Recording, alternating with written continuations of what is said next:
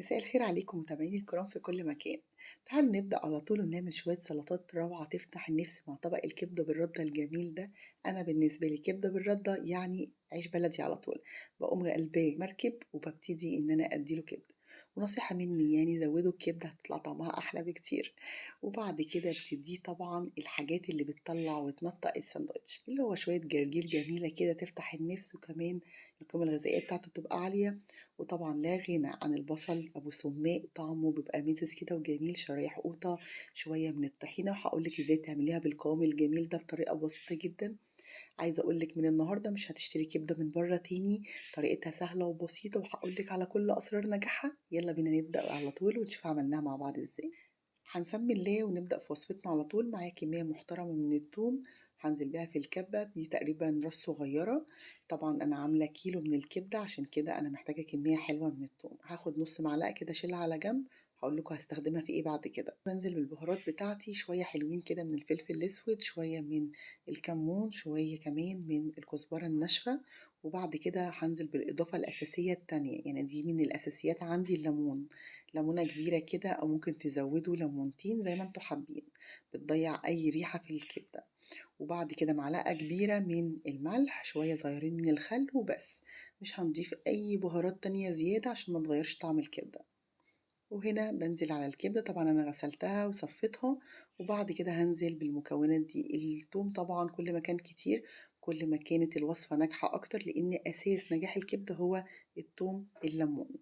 وبانزل بعد كده في الآخر بعصرة ليمونة كده، لأن أنا من عشاق الليمون في كل حاجة بصراحة، بحب أضيفه جدا على الأكل، اللي بيحلي الأكل غير إن قيمته الغذائية عالية لأنه هو عبارة عن فيتامين سي، ففي كل حالاته هو حلو.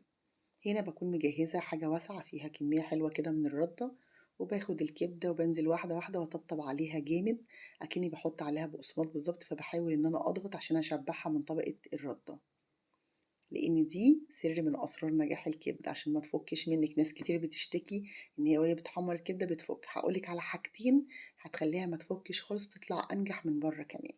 اول مرحله ان انت بتحطيها في الرده، بتضغطي عليها كويس جدا جدا لحد ما بتتشبع وتاخد طبقه محترمه من الرده.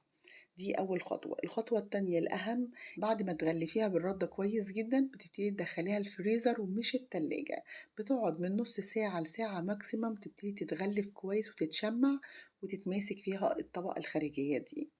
بعد ما خلصت الكمية كاملة اديتها رشة كده خفيفة تانية من الردة ودخلتها الفريزر لمدة ساعة. تعالوا بقى نستغل الوقت الفاضي ده ونحضر فيه أطباق السلطة الأساسية اللي بتتحضر مع الكبدة، وهي دي اللي بتطلع طعمها زي ما بنشتريها من بره. معايا بصل أساسي قوطة. طبعا البصل كل ما كان ملون كل ما كان أحلى. بنقي أنا البصل الأحمر الصغير ده، بعمله مع السلطات مع كبدة مع سمك، بقى طعمه حلو ومسكر كده وجميل. بقطعه شرايح رفيعة وبقطع زيه شرايح من القوطة برضو رفيعة. أنا عملت كده طبقين حلوين. وبعد كده طبعا الأساسي رقم 3 الجرجير، يعني مفيش تقريبا كبدة بتتاكل من غير جرجير. طعمه بيبقى جميل ومميز قوي مع طبق الكبدة، وطبعا القيمة الغذائية فوق في السما. كده حضرنا الأطباق، ببتدي أضيف لها سماق، وبديها كمان ليمون، بديها رشة من الملح خفيفة قوي، وبنزل بعد كده بعصير الليمون وبس. مفيش إضافات تانية. ببتدي أداخل بقى كل المكونات دي مع بعض وأفصص البصل بالشكل ده، وبضيف الجرجير. كده أول طبق بقى جاهز. القوطة بعملها بنفس الطريقة بدون سماق. هحطها في التلاجة ونيجي نشوف بقى طبق السلطة اللي بعد كده. بعمل سلطة طحينة. معايا علبة من الزبادي، كمية من الطحينة دي نص معلقة الثوم اللي أنا كنت حاططها على جنب، وبنزل بمعلقتين كبار من الخل والملح، فلفل أسود، كزبرة، كمون، عصرة الليمون الأساسي. بس مفيش أي إضافات تانية ولا أي افتكاسات. هي علبة الزبادي دي اللي هتخلي الطحينة دي تتنقل في مكان تاني خالص. طبعا الخل مع الليمون مع كل المكونات دي بتدي مزازة كده جميلة قوي للطحينة. وبنزل بقى بالمية بالتدريج، بفضل انزل بالتدريج لحد ما اخد القوام اللي انا عايزاه. طبعا لو نزلتي بالميه مره واحده هتلاقيها كتلت معاكي، وممكن تبقى كميه الميه اكتر من كميه الطحينه، فهتبقى صعبه قوي بصراحه. انما التدريجي ده حلو جدا، اكنك بتعملي بشاميل بالظبط. بتحميها من هي ما تكتلش، وفي نفس الوقت بتديها القوام الاملس الناعم الكريمي الجميل اللي انتوا شايفينه ده. شايفين بقى قوامها جميل قد ايه؟ ما شاء الله بقت مظبوطة جدا. قوامها جميل ما شاء الله زي ما انتوا شايفين. طعمها احلى كمان بكتير لان الزبادي اداها تيست ميزز كده جميل جدا.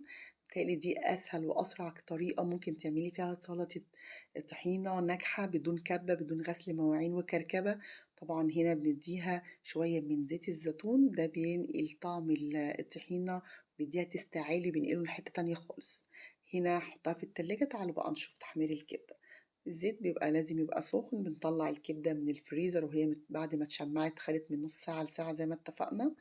عشان الcover الخارجي يبقى متماسك، وبانزل بالكبدة وباوسّع كده. طبعًا كل ما حطيتوا كبدة مش كتير في الصينية أو في الطاسة اللي هتحمّري فيها كل ما كان أحسن. بالضبط ما بتاخدش أكتر من 7 دقايق، تقلبي وتجيبيها يمين وشمال مرّة واحدة وبتخرّجي على كده. ليه؟ لإن لو سِبتيها أكتر من كده طعمها مش هيبقى حلو، هتشِد، العصارة اللي فيها هتنشف، تاكلي بقى كاوتش. إنما الكبدة المضبوطة بتاخد 7 دقايق بالضبط على النار، لازم تطلع من جوّه juicy كده وطرية، ومن برّه بيبقى القوام بتاعها كده متماسك وجميل. ما شاء الله طالعة تحفة، الcover الخارجي زي ما اتفقنا ما شاء الله متماسك، ما فكِّتش ولا نزّلت أي حاجة، وده يرجع للطريقة والتكنيك اللي إحنا مشينا عليه من البداية. كده بقى طبق الكبدة جِهِز معايا بالشكل واللون الجميل ده، ما خدش وقت ولا جهد، وأحلى بكتير والكمية متضاعفة. يعني أنا عايزة أقول لِك كيلو الكبدة ده بيوزنه بعد ما بتكون مستوية، فبيبقى الكمية أقل بكتير. إنما أنتِ هنا بتاخدي ضعف الكمية، في نفس الوقت أنتِ بتوفّري جامد جدًا.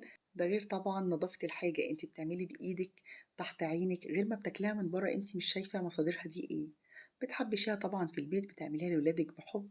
الكبدة ناس كتير جدًا بيحبوها، فحاولوا إنكم تعملوها في البيت، طريقتها سهلة وبسيطة وقُلنا كل أسرار نجاحها. كمان ما بتاخدش لا وقت ولا جهد، أنتِ خارجة، أنتِ تاني يوم عندِك مشوار، ممكن تتبّليها قبلها بيوم، تنفع takeaway، تنفع ساندوتشات للولاد في المدرسة. النهارده مثلًا جاي لِك ضيف فجأة، مش عايزة تُقفي في المطبخ كتير، تعملي حاجة سريعة، هي حلوة في كل حالاتها. يا رب أكون أفدتكم، كانت معاكم صبا العرايشي، وإلى اللقاء في فيديو آخر إن شاء الله.